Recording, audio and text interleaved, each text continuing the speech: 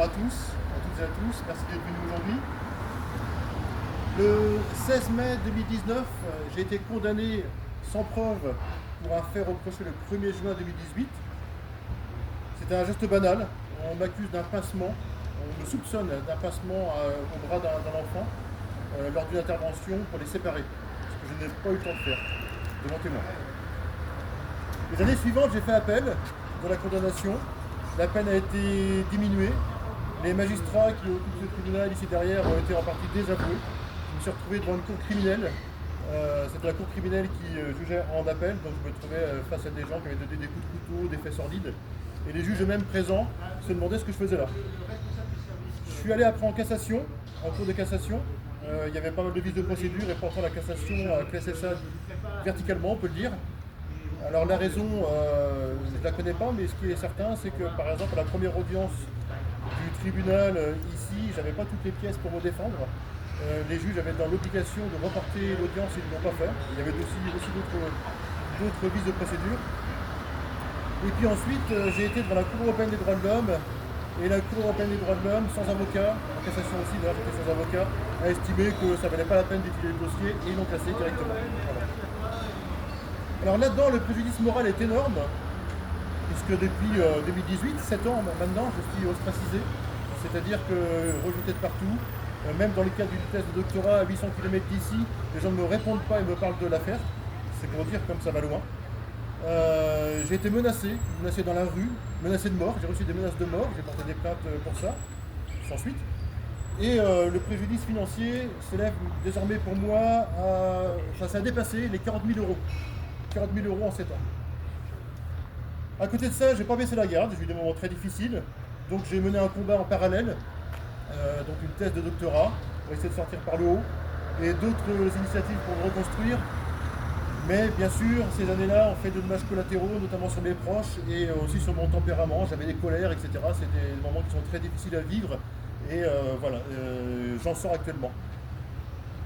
Qu'est-ce que je demande aujourd'hui ? Aujourd'hui, je demande une réaction du procureur, bien sûr, face au harcèlement flagrant, continu, et je dirais même largement documenté. Je suis mis à l'écart dans un placard maintenant depuis plusieurs années. Vous savez qu'en loi française, normalement, l'employeur est tenu de préserver ses salariés de toute situation constitutive de harcèlement moral. Donc c'est l'article L 1152.1 et les suivants du Code du travail. La placardisation, si je peux me permettre ce terme, relève du harcèlement moral via la dégradation des conditions de travail du salarié qui entraîne une altération de sa santé physique et morale, bien sûr. Alors si ce harcèlement est avéré, s'il est avéré, cela veut dire qu'on peut rouvrir l'enquête, bien sûr, ça veut dire qu'il y a eu des mensonges, auditionner les témoins à décharge, parce que dans cette enquête, il n'y a eu que des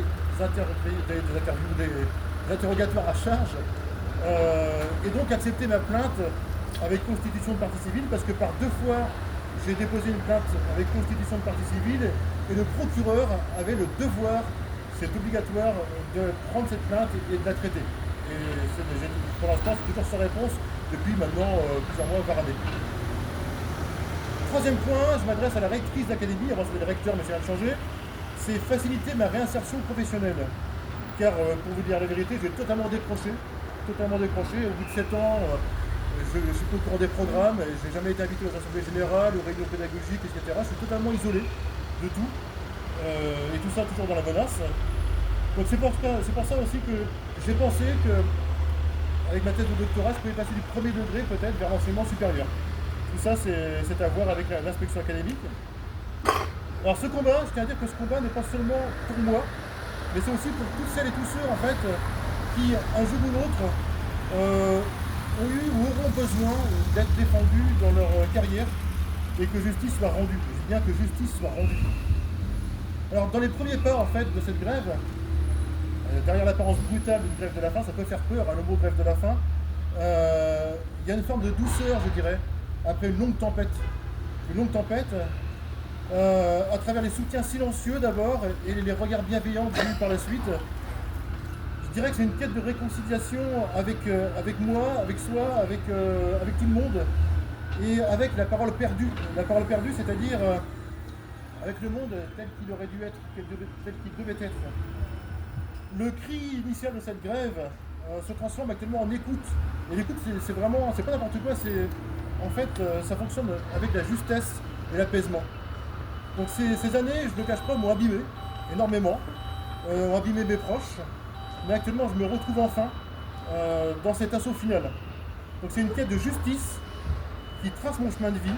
Ça ne va pas occuper toute ma vie, bien sûr, mais c'est avec sérénité, sans esprit de revanche, que je retrouve actuellement en fait la capacité de croire, d'aimer, grâce à vous, grâce à votre humilité ici présent. Alors je suis très content, je vois aujourd'hui qu'il y a des parents d'élèves, des amis, voilà. Donc c'est bon signe, j'ai eu pas mal de messages aussi d'anciens élèves.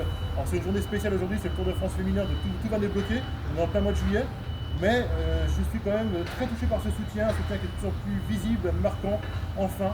Voilà, et donc j'en profite, je conclue en fait pour vous parler de ma grève de la faim. Donc cette grève de la faim commencera avant la rentrée. D'ici là, il y a de fortes chances que rien que l'annonce déjà de la grève de la faim va faire évoluer les choses. Ça commence, va très bien, il y a des tensions.